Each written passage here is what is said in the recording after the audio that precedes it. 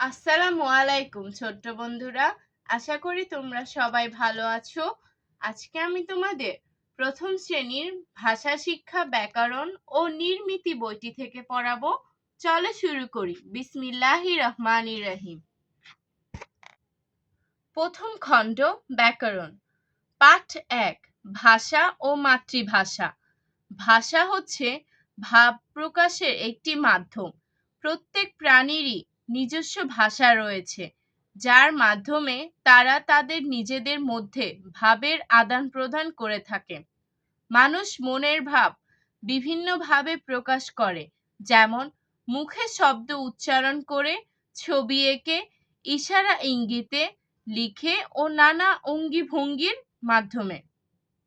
পৃথিবীর বিভিন্ন দেশে বিভিন্ন রকমের ভাষা প্রচলিত আছে। এক এক দেশের মানুষ এক এক ভাষার কথা বলে। বর্তমানে পৃথিবীতে প্রায় ৩,৫০০ ভাষা প্রচলিত আছে।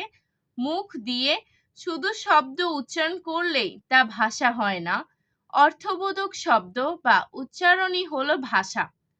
আমরা বাংলা ভাষায় কথা বলি, তাই বাংলা আমাদের মাতৃভাষা। দেখো, এখানে কিছু ছবি দেওয়া আছে। প্রথম ছবিটিতে দেওয়া আছে মুখে শব্দ উচ্চারণ করে। দ্বিতীয় ছবিটিতে দেওয়া আছে লেখার সাহায্যে। তৃতীয় ছবিটিতে দেওয়া ইশারা ইঙ্গিতের সাহায্যে। মানে আমরা কিভাবে আমাদের ভাষা প্রকাশ করি বা মনের ভাবটা প্রকাশ করি। প্রশ্ন ১, ভাষা কাকে বলে? উত্তর, মানুষ একে অপরের নিকট যে অর্থবোধক ধ্বনি উচ্চারণ করে মনের ভাব প্রকাশ করে তাকে ভাষা বলে। যেমন, আমি ভাত খাই, রহমান স্কুলে যায়। ২, মাতৃভাষা কাকে বলে? উত্তর, মায়ের কাছ থেকে শেখা ভাষাকে মাতৃভাষা বলে। ৩, বাংলা ভাষা কাকে বলে? উত্তর, বাঙালিরা যে ভাষায় কথা বলে, মনের ভাব প্রকাশ করে তাকে বাংলা ভাষা বলে। ৪, বাংলা ভাষার লিখিত রূপ কয়টি ও কি কি? উত্তর, বাংলা ভাষার লিখিত রূপ ২টি, যথা সাধু ভাষা, ২ চলিত ভাষা। ৫, সাধু ভাষা কাকে বলে? উদাহরণ দাও। উত্তর, যে ভাষা ব্যাকরণের নিয়ম কানুন যথাযথভাবে মেনে লেখা বা বলা হয় তাকে সাধু ভাষা বলে। যেমন, আয়াত খেলা করিতেছে, জান্নাত পানি খাইতেছে।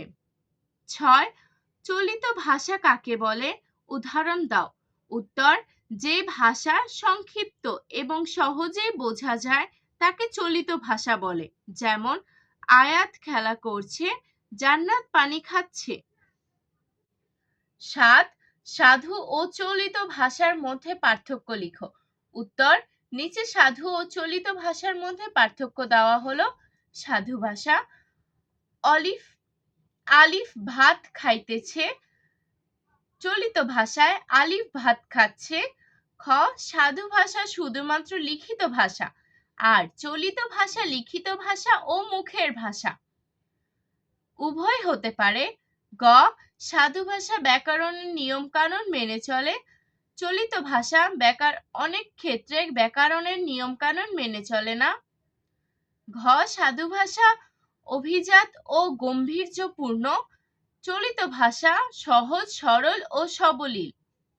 উ, সাধু ভাষার কাঠামো পরিবর্তন হয় না, চলিত ভাষার কাঠামো পরিবর্তন হয়। চ, সাধু ভাষা সংস্কৃত শব্দের প্রয়োগ বেশি, চলিত ভাষার তদ্ভব ও দেশীয় শব্দের প্রয়োগ বেশি। ৮, ভাষার বৈশিষ্ট্যগুলো লিখো। উত্তর, নিচে ভাষার বৈশিষ্ট্যগুলো দেওয়া হলো। ১, ভাষা ভাবের প্রকাশের প্রধান মাধ্যম। ২, ভাষা মানুষের অন্য প্রাণী থেকে আলাদা করেছে। ৩, ভাষার মাধ্যমে মানুষ নিজের মনের ভাব প্রকাশ করে থাকে।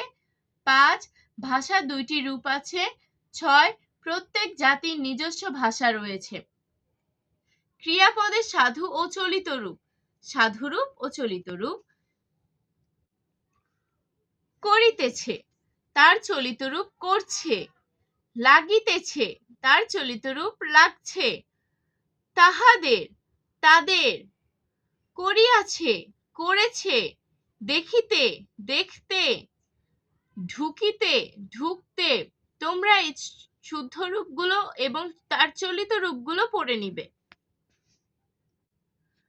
পাঠ মূল্যায়ন। ১. ভাষা কাকে বলে?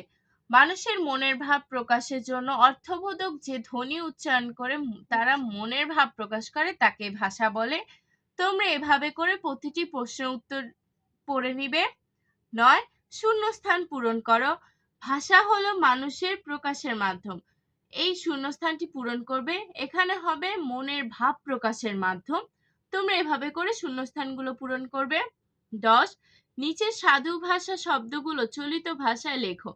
যেমন করিতেছে, করছে। তোমরা এভাবে করে লিখবে। 11. সঠিক উত্তরের পাশে টিক চিহ্ন দাও। মানুষের মনের ভাব প্রকাশের প্রধান মাধ্যম কি? ভাষা। তোমরা এভাবে সঠিক উত্তরের পাশে টিক চিহ্ন দিবে। পাঠ 2. ব্যাকরণ ও বাংলা ব্যাকরণ। ব্যাকরণ শব্দের অর্থ বিশেষভাবে বিশ্লেষণ। মনের ভাব লিখে প্রকাশ করতে হলে ভাষার কতগুলো নিয়ম কানুন জানতে হয়।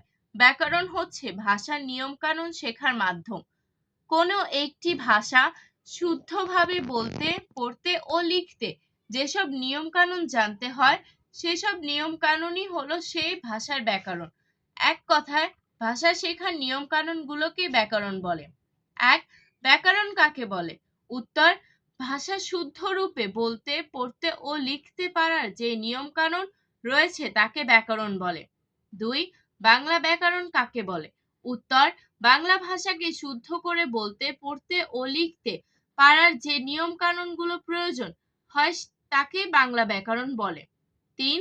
ব্যাকরণ পাঠের প্রয়োজনীয়তা কি? উত্তর: ব্যাকরণ ভাষাকে সঠিক, সুন্দর ও সুশৃঙ্খল বলা, পড়া এবং লেখার নিয়মাবলী শিক্ষা দেয়। ব্যাকরণ হচ্ছে ভাষার নিয়ম কানুন শেখার মাধ্যম। তাই কোনো ভাষা সম্পর্কে পুরোপুরি জানতে হলে সেই ভাষার ব্যাকরণ জানা একান্ত প্রয়োজন। ব্যাকরণ ভাষাকে মার্জিত ও শুদ্ধ করতে সাহায্য করে। পাঠ মূল্যায়ন। ১. ব্যাকরণ কাকে বলে? ব্যাকরণ শব্দের অর্থ কি?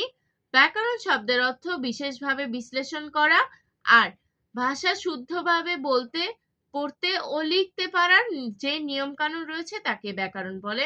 তোমরা এভাবে করে ৩টি প্রশ্নের উত্তর পড়ে নিবে। ৪. সঠিক উত্তরের পাশে টিক চিহ্ন দাও। ভাষা শুদ্ধ রূপে বলতে, পড়তে ও লিখতে পারা যে নিয়ম কানুন রয়েছে তাকে কি বলে? তাকে ব্যাকরণ বলে। তোমরা সঠিক উত্তরের পাশে টিক চিহ্ন দিবে। পাঠ ৩. ধ্বনি, বর্ণ, বর্ণমালা, যুক্ত বর্ণ। ধ্বনি। ধ্বনি শব্দের অর্থ আওয়াজ। ধ্বনি ভাষার মূল উপাদান। আমরা কথা বলার সময় বিভিন্ন রকমের ধ্বনি উচ্চারণ করি। অনেকগুলো ধ্বনি মিলে একটি শব্দ হয়।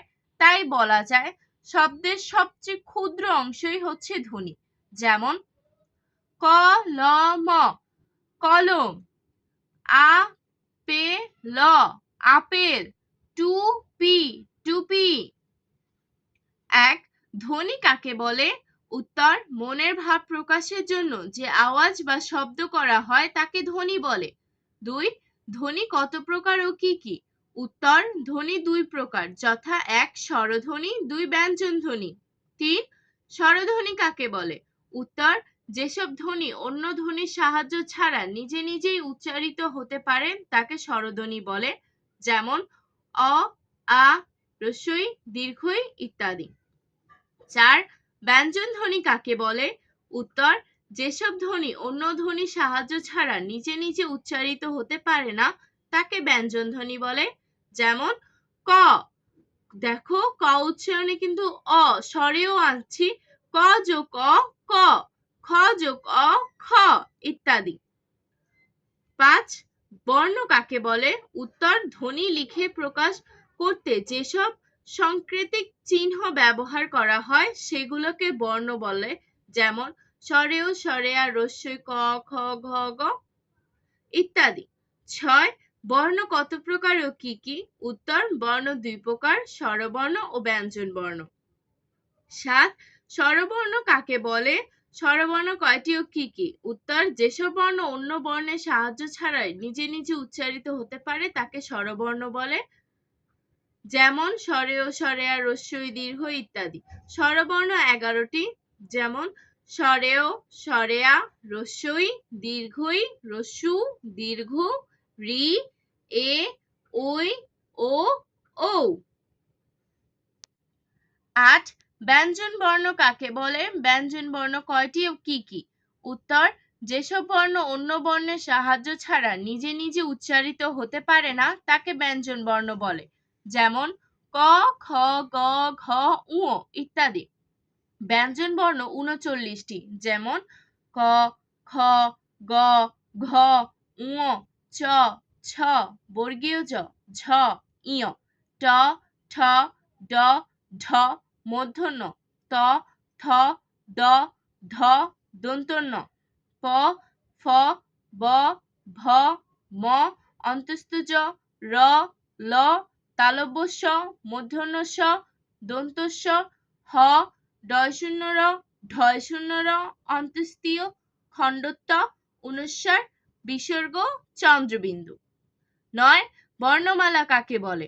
উত্তর: বাংলা ভাষার স্বরবর্ণ 11টি ও ব্যঞ্জন বর্ণ 39টি মিলে মোট 50টি বর্ণ আছে। এগুলোকে একত্রে বর্ণমালা বলে। যুক্ত বর্ণ বা যুক্তাক্ষর 2 বা ততোধিক ব্যঞ্জন বর্ণ মিলিত হয়ে যুক্ত বর্ণ গঠিত হয়। যুক্ত বর্ণ বা যুক্তাক্ষর কখনো উপরে নিচে আবার কখনো পাশাপাশি লেখা হয়। স্বরবর্ণ দিয়ে কখনো যুক্তবর্ণ বা যুক্তাক্ষর গঠিত হতে পারে না। 10. যুক্তবর্ণ বা যুক্তাক্ষর কাকে বলে? উত্তর: 2 বা ততোধিক ব্যঞ্জন বর্ণ একসাথে মিলিত হলে তাকে যুক্তবর্ণ বা যুক্তাক্ষর বলে।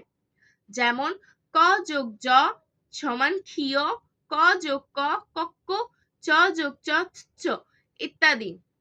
11. কোন ধরনের বর্ণ দিয়ে যুক্তাক্ষর গঠিত হয়? উত্তর: শুধুমাত্র ব্যঞ্জন বর্ণ দিয়ে যুক্তাক্ষর গঠিত হয়। পাঠ্য বইয়ের আলোকে যুক্তবর্ণ ব্যবহার: ম যোগ ম, আম্মা, সম্মত, মুহাম্মদ, স যোগ থ, উপস্থিত, স্থির। তোমরা এই যুক্তবর্ণগুলো ভালো করে পড়ে নিবে, তাহলে খুব সহজে শিখতে পারবে। পাঠ মূল্যায়ন: ধ্বনি কাকে বলে? ধ্বনি কত প্রকার ও কি কি? তোমরা এই প্রশ্নগুলোর উত্তর পড়ে নিবে। 11. শূন্যস্থান পূরণ করো। ধ্বনি শব্দের অর্থ আওয়াজ। তোমরা এভাবে করে শূন্যস্থানগুলো পূরণ করে নিবে। 12. সঠিক উত্তরের পাশে টিক চিহ্ন দাও। এখানে তোমরা সঠিক উত্তরগুলোর পাশে টিক চিহ্ন দিবে। ভাষার মূল উপাদান কি? ভাষার মূল উপাদান ধ্বনি। এভাবে তোমরা টিক চিহ্ন দিয়ে নিবে। আজ আর নয়, ভালো ভাববে, ভালো থাকবে। আল্লাহ হাফেজ।